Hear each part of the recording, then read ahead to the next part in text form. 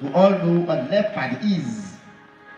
It's a very apt example for us today, for each and every one of us, and especially as we begin this academic year. The leopard was sick with leprosy. And you imagine what that means. In those days, when they say a leopard, you don't go closer to the leopard. No, it was an abomination. You cannot. You'll be considered unclean.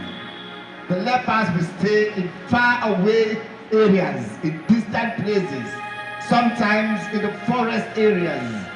And even when you want to give them food, you need to make them aware that you are giving them food. And even for them, when they are passing by in towns and villages, they have to pronounce it, they have to make the people know that a leopard is passing by.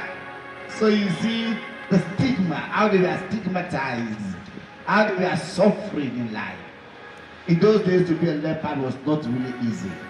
That was the condition in which a leopard found himself. They were marginalized. They were outcast. They were regarded as the worst sinners in the world. The worst sinners, because leprosy during that time was considered as a sinful act. It was the effect of a sin that you must have committed. So they were regarded as sinful. And therefore going closer to them makes you also become sinful in life. And you need to be purified, you need to be cleansed. The leopard in this story today, in this scenario today, was marginalized. That was the situation. He was in need of God's healing grace. He was in need of God's healing grace. But let's listen to the request he made. When he met the Lord, when he encountered the Lord, the leper said, Lord, if, very beautiful words. He said, if, and I want to draw your attention to that clause. He says, Lord, if you wish, you can make me clean. If. It was not forcefully made. The request was not forcefully made.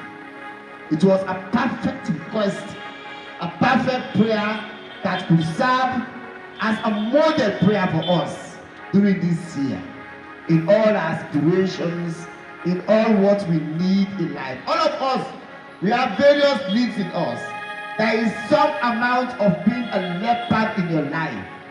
There is something in your life you need. There is something in your life you lack. There is an area in your life you need to be touched by God, to be transformed. That is, all of us. Maybe it could be a sinful habit. Maybe it could be something you need to transform in your life. But there is something in each and every one of us in which we could be the leopard of today. The name of the leopard in the Bible today is not mentioned. And that's why it signifies that all of us who are in need, all of us who are in need could be the leopard of this moment, the leopard of this day.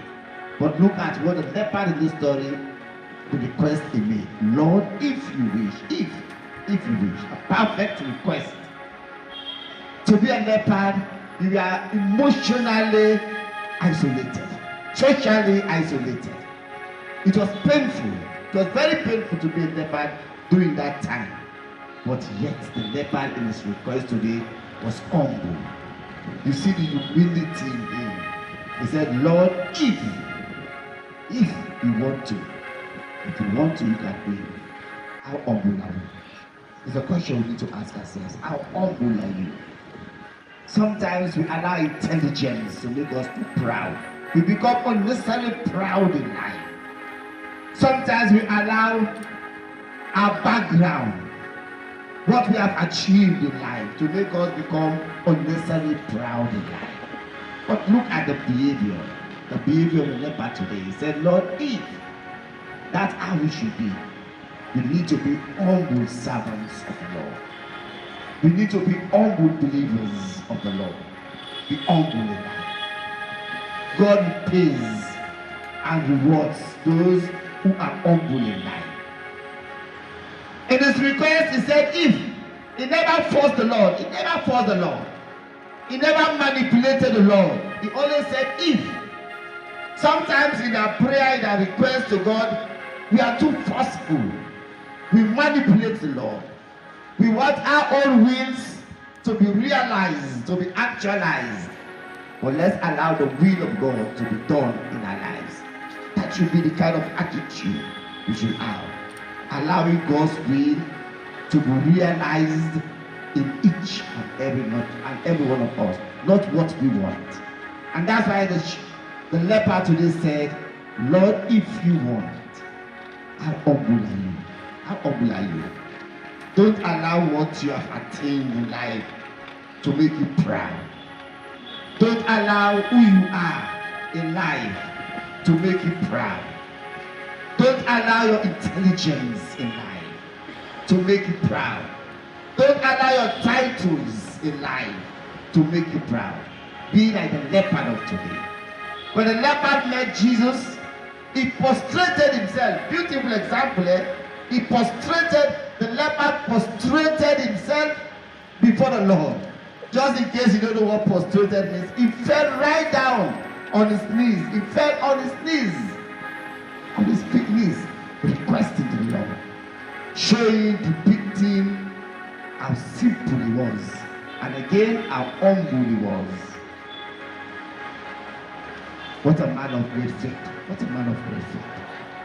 He demonstrated faith in God. Do we believe in God? Do we really believe in God? It doesn't matter who you are, what religion you are. It matters not. But do you believe in God? Do you have time for your God? Do you realize that God is the provider of everything in life? God guides us. He cares for us. He provides for us. And therefore we should allow him to be at the center of our life. Allow God to be at the center of your life. As I said just now, there is a kind of leprosy in us. There is a need in us. Allow God to transform you. Allow God to transform you.